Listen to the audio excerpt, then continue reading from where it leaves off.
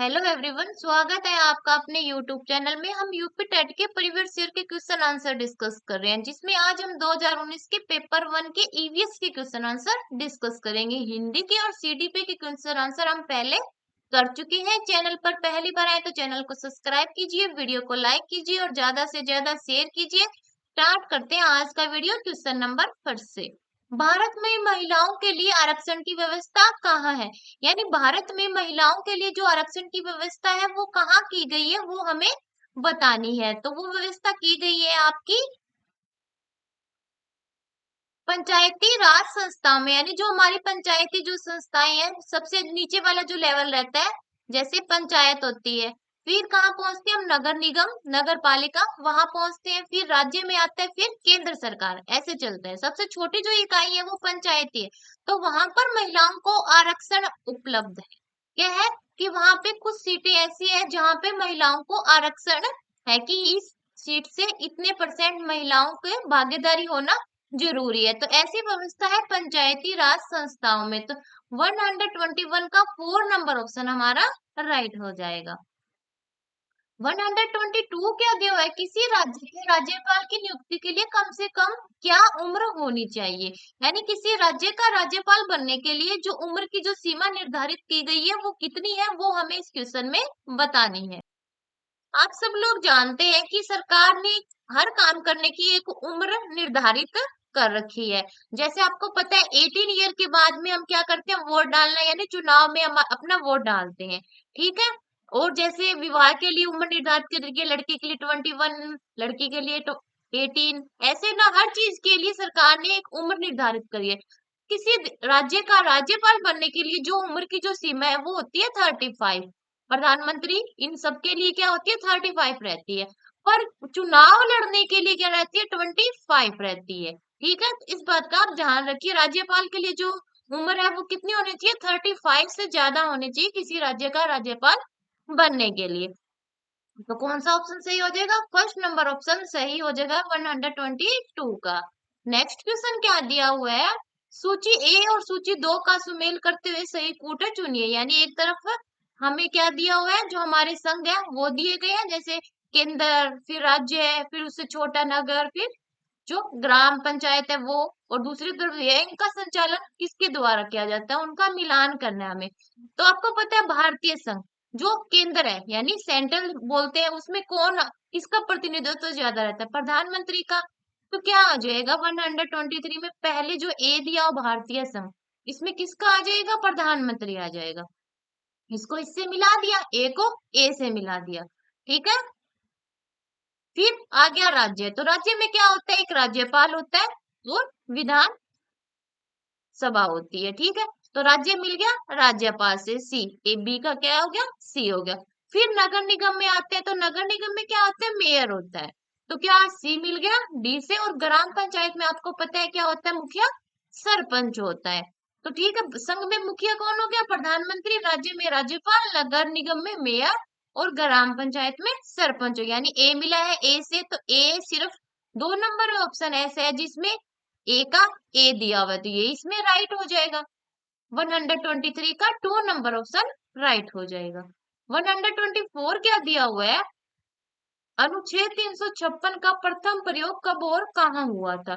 तो अनुच्छेद जो 356 है वो राष्ट्रपति शासन से संबंधित है। इसमें होता है 300, एक 352 होता है, एक 356 होता है, और एक 300 क्या होती है? 60 होता है। जो 352 होता है वो क्या होता है? राष्ट्रीय आपात। यानी किसी बाहरी जो आक्रमण वगैरह रहते हैं, यानी राष्ट्र को, पूरे राष्ट्र को खतरा होगा, उसमें जो राष्ट्रपति शासन है वो 352 से संबंधित है। 356 होता है राज्यों में के जो संवैधानिक तंत्र है वो विफल होता है, तब जो राष्ट्रपति है यानी जो राष्ट्र है वो राज्य का शासन अपने अंडर ले लेता है, उससे संबंधित है 356। और 360 जो है वो वित्तीय आपात है, यानी वित्त से संबंधित है। जब क्या होता है? सरकार जो के राष्ट्रपति है उनके द्वारा जो 356 है वो कब लगाया? जब क्या होता है? देश में वित्तीय आपात की स्थिति होती है तब लगाया जाता है। ठीक है। तो 356 का प्रयोग कब हुआ? यानी राज्यों से संबंधित हो गया। तो ये सबसे पहले हुआ था केरल में 1959 में। 3 नंबर ऑप्शन राइट हो जाएगा 124 का। नेक्स्ट क्वेश्चन क्या दिया, नगर निगम द्वारा कौन सा कर लगाया जा सकता है। नगर निगम यानी पंचायत के बाद में जो सीढ़ी आती है, जैसे सबसे छोटी संस्था होगी ग्राम पंचायत, फिर उसके बाद नगर निगम पहुंचते हैं, फिर राज्य और फिर केंद्र के पास पहुंचते हैं, ऐसे चलती है। तो नगर निगम द्वारा कौन से कर लगाए जा सकते हैं वो हमें बताना है। मनोरंजन कर, चुंगी कर, गृह कर और उपरोक्त सभी। तो गृह कर यानी गृह से संबंधित होगा, चूंकि कोई सामान बाहर वगैरह लिए वहां से बाहर निकाला जाता है, उस पे कर लगा सकते हैं। मनोरंजन, तो ये तीनों ही कर है जो नगर निगम द्वारा लगाए जा सकते हैं। तो इसमें आ जाएगा उपरोक्त सभी, फोर ऑप्शन राइट हो जाएगा 125 का। 126 क्या दिया है, पूर्वा किस अधिवास में शामिल है। पूर्वा किस अधिवास में, अपखंडित में है, रेखीय में है, ग्रामीण में है या नगरीय में है, यानी इसमें शामिल है ये पूर्वा, ये आ जाएगा रूरल में है, ग्रामीण में आएगी। पूर्वा जो अधिवास वो किस में शामिल है, ग्रामीण क्षेत्र में। तो क्या आ जाएगा, 3 नंबर ऑप्शन राइट हो जाएगा 126 का। 127 क्या दिया, कौन सा ज्वालामुखी पर्वत है।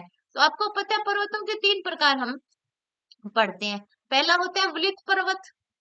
कौन सा होता है पहला, वलित पर्वत, जिसे और क्या कहते हैं, इसमें कौन सा होता है, जो अरावली आती है, अरावली सबसे पुरानी वलित श्रृंखला है। अल्पेशियन, यूराल, ये तीनों ही क्या है, वलित पर्वत है, न कि ज्वालामुखी पर्वत। दूसरा आता है ब्रासोत पर्वत। कौन सा आता है, ब्रासोत, जिसमें एक भाग नीचे दब जाता है, एक भाग ऊपर उड़ जाता है, ठीक है, वो ब्रासोत पर्वत। इसमें कौन सा आता है, सतपुड़ा, विंध्यन जो है वो किस में आते हैं, ब्रासोत पर्वत में आते हैं।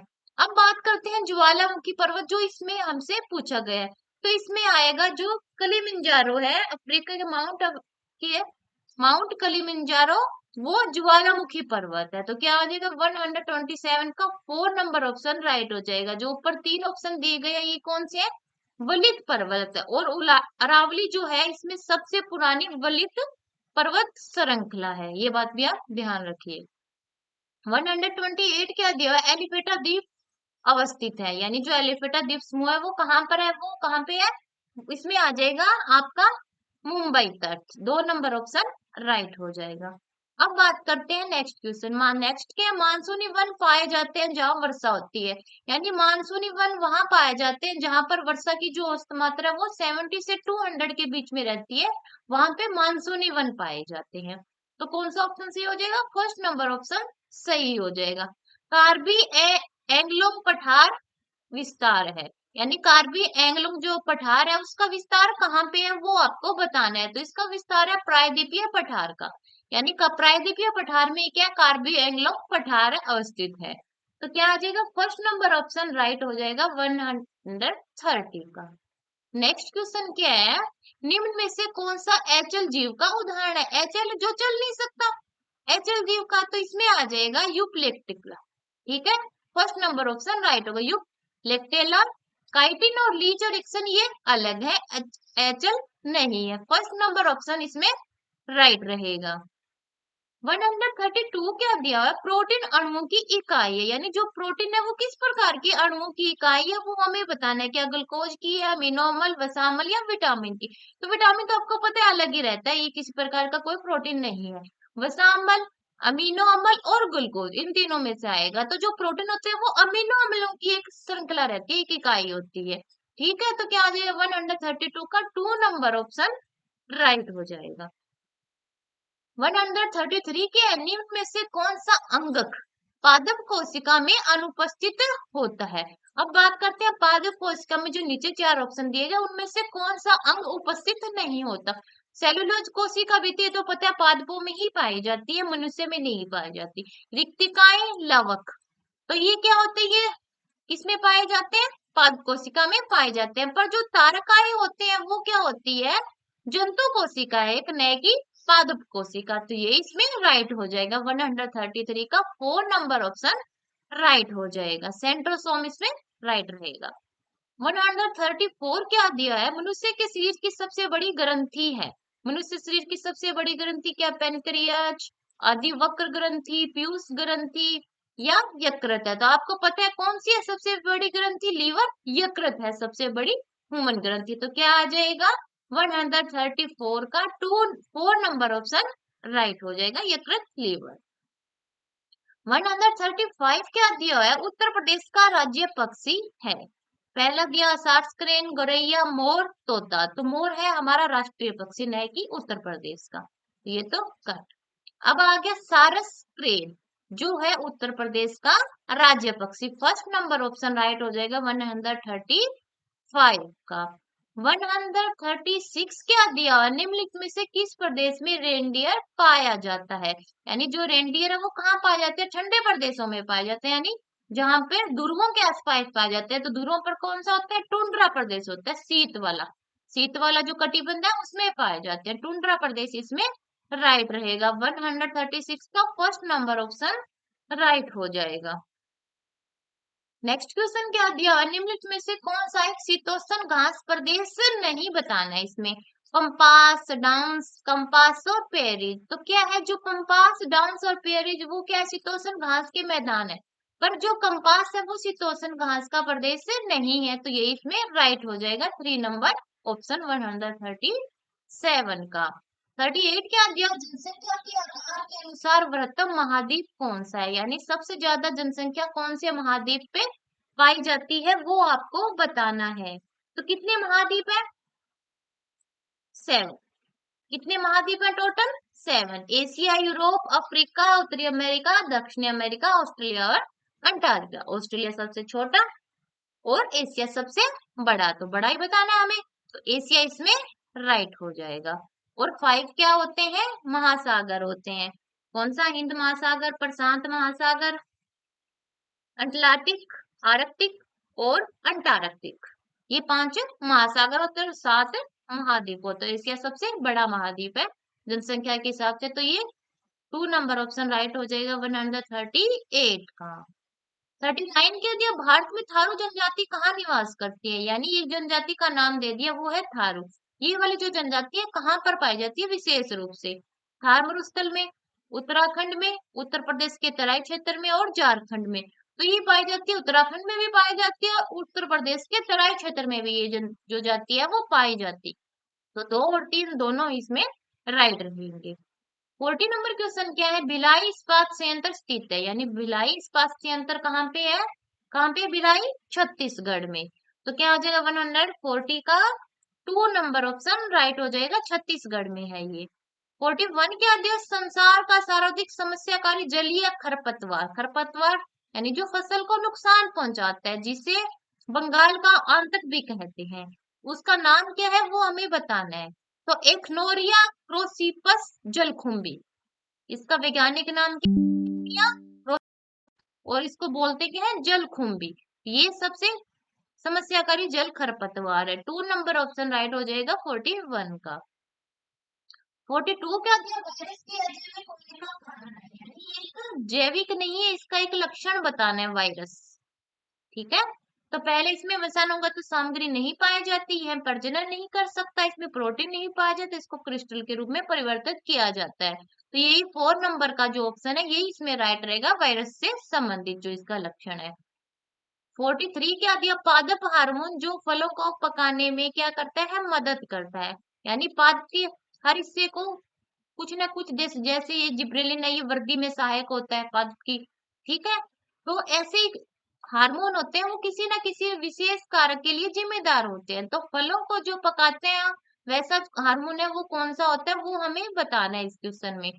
जिब्रेलिन वृद्धि से संबंधित हो गया। तो अब जो 4 नंबर पे दिया हुआ है एथाइलिन, ये क्या होता है? एक फलों को पकाने में जो हेल्प करता है यही हार्मोन होता है एथाइलिन।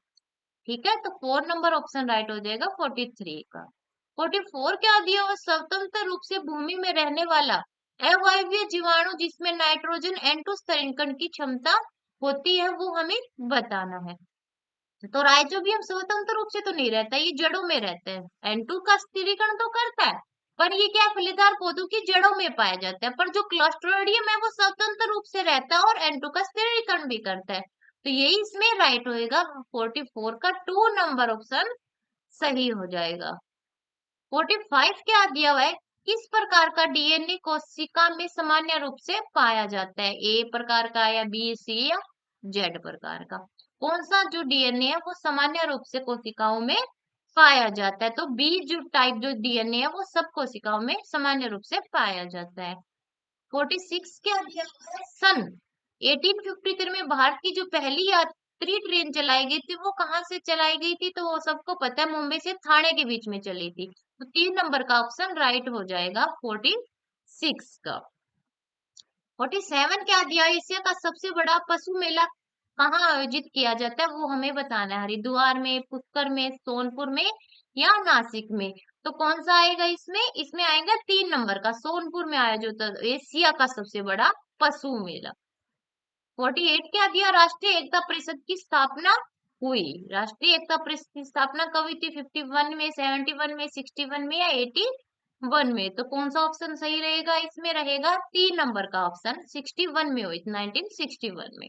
49 क्या दिया? समता के अधिकार का हमें संविधान के अनुच्छेदों में मिलता है। समता का अधिकार यानी कि कुछ राइट है हमारे कि स्वतंत्रता, शिक्षा का अधिकार, स्वतंत्रता का अधिकार, समानता का अधिकार, धार्मिक स्वतंत्रता का अधिकार, जो हमारी राइट है, उनमें से जो समता का अधिकार है वो कौन से अनुच्छेद में शामिल है वो आपको बताना है। तो ये कौन सा अनुच्छेद है हमारा जिसमें समता के अधिकार के बारे में बताया गया है? वो है 14 से लेके 18 जो अनुच्छेद है उसमें इस अधिकार के बारे में कहा गया है। तो ये इसमें सही हो जाएगा 3 नंबर ऑप्शन। 150 और लास्ट क्वेश्चन क्या है इसमें? किस देश में लचीला संविधान लागू है? क्या भारत में, अमेरिका में, चीन में या यूनाइटेड किंगडम में? तो कौन सा आएगा? इसमें आएगा हमारा यूनाइटेड किंगडम में क्या है? लचीला संविधान लागू है। 4 नंबर ऑप्शन राइट हो जाएगा 150 का। और इसके साथ ही ईवीएस के 30 क्वेश्चन आंसर हमने डिस्कस कर लिए। 2019 के पेपर के हमने सीडीपी के क्वेश्चन भी कर लिए, हिंदी के भी कर लिए और ईवीएस के 30 क्वेश्चन भी हम डिस्कस कर चुके हैं। वीडियो पसंद आए तो वीडियो को लाइक कीजिए, चैनल को सब्सक्राइब कीजिए, ज्यादा से ज्यादा शेयर कीजिए। मिलते हैं नेक्स्ट वीडियो में। धन्यवाद।